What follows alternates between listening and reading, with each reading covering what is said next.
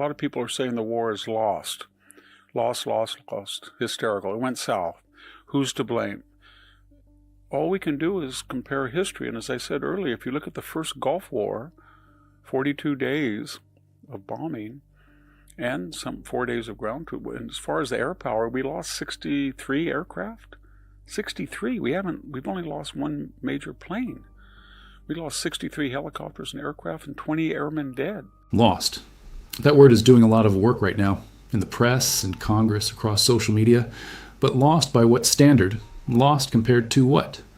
Before we accept that framing, we need to ask who built it, who's amplifying it, and what they were saying when the last administration ran a 7-month bombing campaign with zero congressional outrage. Because the double standard here isn't subtle. It's the whole story. I want to have a couple of videos on the current state of affairs in the bombing campaign against Iran. Let's start with a lot of issues. We could call them Iranian questions or Iraniana. How's that? There's been a question, is it legal? And the left has brought that up on repeated occasions, that Trump does not have authorization from Congress. But the 1973 War Powers Act says that a president just must notify Congress of his intention, and Marco Rubio has done that. And then he has 60 to 90 days to act depending on the particular type of authorization. He has 60 to 90 days to conduct a war without notifying Congress. And we're now in 1 month, 30 days. So he's not even halfway there. It brings up another issue. Barack Obama, the constitutional lawyer, has been very critical of it. But remember, we've forgotten the 2011 Libyan bombing. Remember that the Gaddafi regime had given up all of its nuclear proliferation sites. We had Americans on the ground, stealthily so, that were dismantling them. I was there in Libya in 2007, and I saw the country, and it was under massive transformation as Libyans were starting to be accrued to the idea that the children, the next generation of dictators, were going to liberalize the country. And Libya was terrified of the United States after its threats to denuclearize countries that had started bomb programs. So it had given up its elements of it.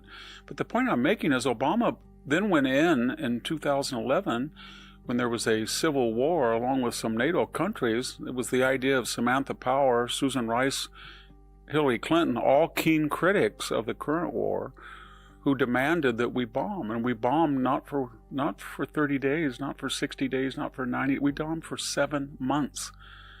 And we didn't have 10,000 sorties. We had 26,000 sorties.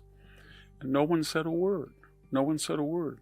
Because the media was left, and they supported whatever Obama did. Same thing with the most disastrous misadventure we've had in recent military history in Afghanistan. When we skedaddled out of Afghanistan, we left contractors, loyal Afghans behind. We took unaudited Afghans with us, with a bustle, completely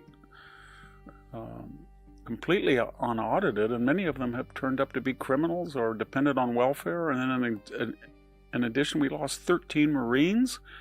We've lost that many in 30 days of war, but Joe Biden lost that in 1 day. And then we left, I don't know how many, the records, estimates, statistics say $30 to $50 billion of military architecture and weapons, $1 billion embassy, $300 million refitted Air Force base at Bagram. No one said a word. There was hardly any criticism. So take that with a grain of salt. The war is legal, and the hysteria about it is media-driven and as a part of the left's ability to weaken the presidency. The aims of the war, this is very important. Donald Trump listed 4 or 5 aims. He did on March 1st, he did on March 20th. We know what they were. We wanted to end their nuclear program. We're almost there. Stop their ability to make a bomb. Number 2, we wanted to end their missile program, their ballistic missiles, and we're making progress, and we wanted to stop the ability of them to recreate them, their industry. Israel's going after that. And we can't really stop the resupply if the Russians are sending new missiles across the Caspian Sea, as some reports suggest, but we're trying to do our best. So the war is not lost at all, and the aims have been systematically achieved. The third, remember, was stop the money going to Hezbollah, the Houthis, and Hamas, and they are all desperate. That was very unpopular with the Iranian people, to give precious billions of dollars while they were near starvation and armed Arab terrorists. They were not in favor of that. A fourth was to stop the killing of Americans over the last 47 years. No terrorist entity or cadre has killed more Americans in barracks, embassies, during the Iraq and Afghan war with shaped charges than Iran has. It tried to kill Donald Trump, it tried to kill John Bolton, it tried to kill Mike Pompeo, tried to kill Brian Hook, tried to kill the Saudi ambassador. So we're going to try to stop that. And then, of course, we don't want it to be the regional disruptor that perennially threatens the Gulf states. They're attacking Qatar, the UAE, Saudi Arabia, all of these countries that are the main exporters of oil and the competitors of Iran. And remember, they've intimidated them for years. And maybe now we can stop that. That was another aim. Let's take those two pieces apart, the legality question and the aims, because they're doing completely different things in the current debate. And conflating them is how the narrative gets muddied. On legality, the argument from the opposition is that Trump acted without congressional authorization. But that's not what the War Powers Act requires. The law, passed in 1973, says the president must notify Congress, not request permission. Notification happened. Marco Rubio delivered it. And from that point, the executive has 60 to 90 days to act. We are 30 days in. By the strict text of the statute, this operation is entirely legal. You can disagree with the law. You can argue it should be changed. But you cannot argue this president has violated it. Not yet. Not by the numbers. Now here's where the hypocrisy argument lands with actual weight. 2011. Libya. Barack Obama, the constitutional law professor, the man now loudly questioning this operation's legality, launched a bombing campaign that ran for 7 months. Not 30 days, not 60. 7 months and 26,000 sorties. The architects of that campaign, Samantha Power, Susan Rice, Hillary Clinton, the same figures who have positioned themselves as the conscience of restraint in the current debate. And the media's response at the time? Almost nothing. No primetime constitutional hand-wringing. No demands for an authorization vote. The outrage infrastructure was simply not activated because the party in the White House was the right one. The Afghanistan withdrawal is the second comparison that matters here, and it matters because the costs being cited against this operation need to be measured against something. We lost 13 Marines in a single day at Abbey Gate, $30 to $50 billion in military equipment left behind, aircraft, weapon systems, armored vehicles, a $1 billion embassy abandoned, a $300 million airbase at Bagram handed over, and unvetted Afghan evacuees taken out of the country with no accountability process, some of whom later turned up in criminal proceedings or on government assistance roles. The coverage of that catastrophe, one of the most operationally embarrassing moments in recent American military history, faded within weeks. So when those same outlets now treat every development in Iran as evidence of inevitable failure, you're entitled to apply some calibration. Now to the aims, because this is where the lost narrative falls apart most completely. Trump stated them explicitly, twice, March 1st and March 20th. They are specific, they are measurable, and the source we just watched goes through them one by one. End the nuclear program. Eliminate the ability to build a bomb. Progress confirmed. That's not a vague aspiration. That's a verifiable military and intelligence objective, and movement has been made on it. Degrade the ballistic missile program, the delivery system. You can strip a country of enriched material, and it still retains deterrent capability if it can put a warhead on a rocket. Taking out both the weapon and the delivery mechanism simultaneously is a far more complete objective than either alone, and it's on the list. Cut the funding to Hezbollah, Hamas, and the Houthis. This is the objective with the most interesting domestic political dimension inside Iran itself. The Iranian population was not enthusiastic about their government shipping billions of dollars to foreign armed groups while inflation was running hot and basic goods were scarce. That resentment was a real internal fault line. This operation has been pressing on it. Stop the killing of Americans, 47 years of it, shaped charges in Iraq, embassy attacks, proxy operations, and direct assassination attempts on American officials, Trump, Bolton, Pompeo, Brian Hook, on American and foreign soil. This isn't background context, It's the operational record of the Iranian government toward the United States. If you accept that stopping it is a legitimate war aim, then the moral calculus of this operation looks considerably different than the coverage suggests.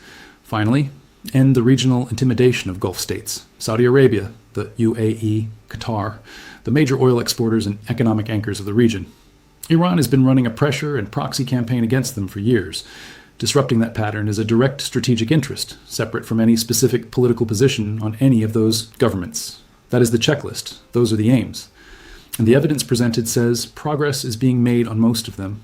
You cannot declare a war lost while systematically ignoring the scorecard. And finally, regime change was not explicitly listed. That would be the optimum result. You want the regime out, because whatever damage you do, and it will be considerable, in 3 or 4 or 5, 10 years, it will be resupplied by the Chinese and the Russians. But that was not an explicit agenda item. Donald Trump said help is on the way. He mused about getting rid of these theocrats. We've decimated their military and theocratic chain of command, but we never explicitly said we're going to Iran to get rid of the government. The Israelis might want to do that. They're more proximate and more vulnerable, and that's up to them if they want to continue after we do it. That can be a dividend of our aims, but it was not an exclusive stated explicit aim that we went in there to get rid of that regime. And the reason why is that usually requires ground troops. We may have some ground troops, who knows? But we had these, I can use that term again, misadventures in Afghanistan and Iraq, and both were aimed at regime changes. They did not work, at least not work the way they were planned. Finally, and we're going to get to this in another video, a lot of people are saying the war is lost. Lost, hysterical. It went south. Who's to blame? All we can do is compare history. And as I said earlier, if you look at the first Gulf War, 42 days of bombing and some 4 days of ground troop. And as far as the air power, we lost 63 aircraft. 63. We've only lost one major plane. We lost 63 helicopters and aircraft and 20 airmen dead. And in the Serbian campaign, it went on for 72 days. We had all our NATO allies behind us, and Serbia was a paper tiger compared to Iran. So in comparison to these types of operations, it's been very successful. What I want to get to later on is that all war, as Clausewitz said, is an extension of politics by other means, or I think the German might suggest a continuation of politics by other means. It's true, it is. So there is a political and a military side, and we can't mix the two. Militarily, this is a clear victory, and it will have political dividends or ill effects depending in a cost-to-benefit analysis what the American people adjudicate. In other words, when they look at this war and they say it was not an existential war immediately, but it was necessary to stop this Iranian threat of 47 years, was it conducted in a way that the pluses outweighed the minuses? And then they will make a political calculation. If the war is still going on and they feel that it wasn't, then they will pressure Donald Trump through their representatives and the media to stop it, even though militarily is successful. Military successful operations are not always politically successful. We learned that in Vietnam, where we didn't lose a single conventional battle. We didn't lose a single conventional battle in Iraq or Afghanistan, and we lost the war. Politically, we won amazing victories in 1952 and 3 in Korea, and politically it was a stalemate. So let's not confuse the two. You can have a militarily brilliant campaign, as we're having, and you can lose this war politically. We haven't yet, but it's something to watch for. Last sentence is the one that should stay with you. You can win militarily and lose politically. That's not a theory. That's the operational history of American foreign policy for the last 70 years. Vietnam, no conventional battlefield defeats, not one. The North Vietnamese army was outgunned in every major engagement. The United States lost the war because the domestic political will collapsed before the military objective was reached. Iraq, no conventional defeats, political failure. Afghanistan, 20 years of military dominance. The Taliban could not hold a city while American forces were present. The moment we left, they held the country. The pattern is consistent, and it is brutal. Military success does not protect you from political erosion. The Clausewitz point is the frame that makes all of this legible. War is politics by other means, which means the battlefield and the press room are both active theaters, and losing in one can cancel a victory in the other. Right now, one of those theaters is being heavily contested. The lost drumbeat in the media is not military analysis. It is political pressure. It is an attempt to collapse the public will before the military objectives are consolidated. And it is being run by the same infrastructure that was silent for 7 months in Libya and 2 decades in Afghanistan. The regime change question is the clearest example of strategic discipline in this operation. It was not listed as an explicit aim, and the reason given is exactly right. Regime change requires ground troops. Ground troops require occupation. Occupation in that region has a documented track record of producing outcomes worse than what it replaced. You don't need boots in Tehran to create conditions for internal change. You need sustained pressure, a degraded military command, a broken, discredited government, and a population that has already stopped believing in the project. That combination is being assembled. It just doesn't make for a clean Chiron. Here's the takeaway. The war is not lost. The aims are specific, progress is being made, and by every historical benchmark we have for comparable air operations, this campaign is running ahead of schedule. What is at risk is the political sustainability. And that risk is real, not because the operation is failing, but because the information war against it is being fought harder than the military one.